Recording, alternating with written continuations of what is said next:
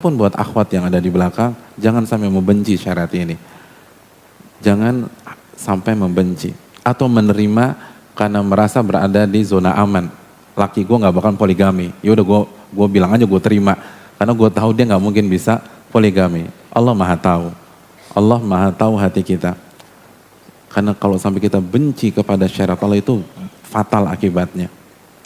Allah Subhanahu wa taala berfirman dalam surat Muhammad ayat 9, dzalika bi annahum karihu ma anzalallah fa ahbatu a'malahum.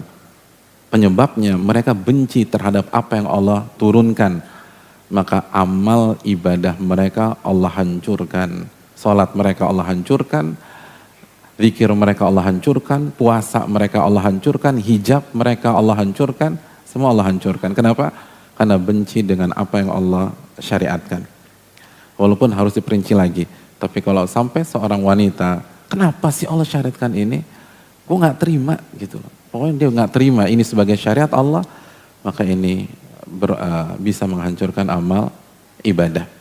Dan perlu kita camkan bahwa banyak orang yang membenci Islam, menyerang Islam dari masalah ini. Padahal poligami adalah syariat para nabi dan rasul. Saya ingin tanya sama antum, Nabi Ibrahim istrinya berapa? Semua orang paham, 3 agama sepakat. Nabi Ibrahim punya istri namanya Sarah dan Hajar, 2. Yahudi mengatakan demikian, Nasrani mengatakan demikian. Nabi Sulaiman, Nabi Daud, Nabi Yakub, yang membuang Nabi Yusuf adalah saudara-saudara kandung? Bukan, saudara seayah.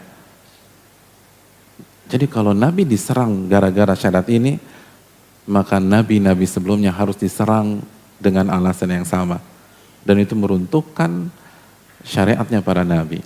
Oleh karena itu, hendaknya kita sikapi secara proporsional. Karena membuat banyak orang trauma, khususnya para wanita, karena mayoritas praktisi poligami tidak mengerti fikih poligami. Tidak mengerti SOP-nya poligami. Tidak mengerti bagaimana aturan mainnya. Akhirnya berantakan dan menimbulkan traumatik dan apalagi digoreng oleh media sehingga tambah buruklah syariat Allah yang satu ini.